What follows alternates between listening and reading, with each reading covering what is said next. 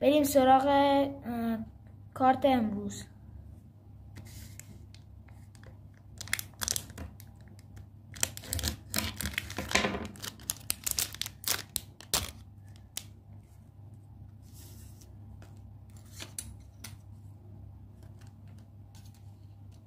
بله بالاخره یه دروازه‌بانم به ما داد، وجوک شزنی، اونم بره بیفته تو کلکسیونمون.